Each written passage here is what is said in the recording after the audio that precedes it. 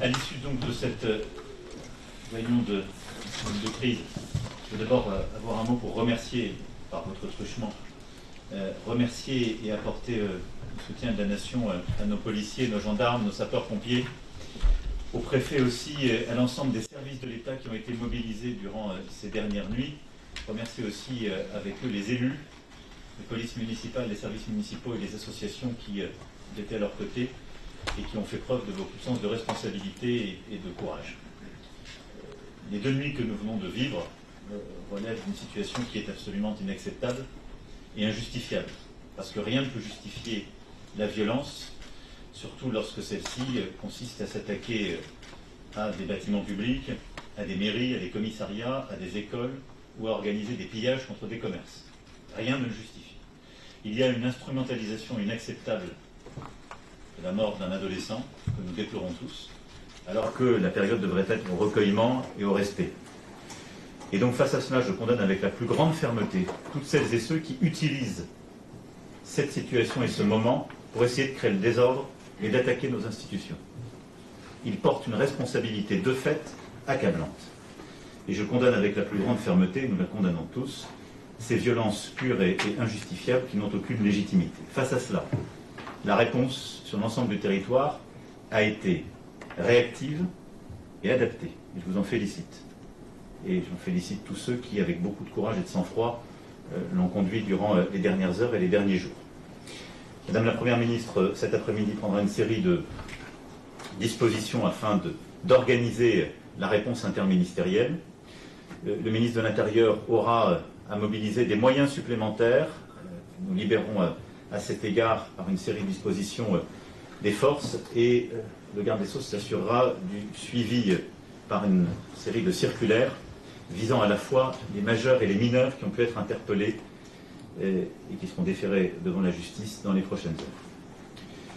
Face à ces événements, la décision a été prise d'annuler plusieurs événements festifs et plusieurs rassemblements dans les départements qui sont les plus sensibles pour précisément pouvoir protéger les mairies, pouvoir protéger nos compatriotes. Dans ce contexte, je finirai mon propos, au-delà de ces remerciements et de ces décisions que nous avons prises, en appelant tous les parents à la responsabilité. Il est clair que le contexte que nous vivons, on le voit, est la résultante de groupes parfois organisés, violents et équipés, que nous condamnons, que nous appréhendons et qui seront judiciarisés, mais également de beaucoup de jeunes. 1/3 des interpellés de la dernière nuit sont des jeunes, parfois des très jeunes. C'est la responsabilité des parents de les garder au domicile. Et donc il est important pour la quiétude de tous que la responsabilité parentale puisse pleinement s'exercer, et j'en appelle au sens de la responsabilité des mères et des pères de famille.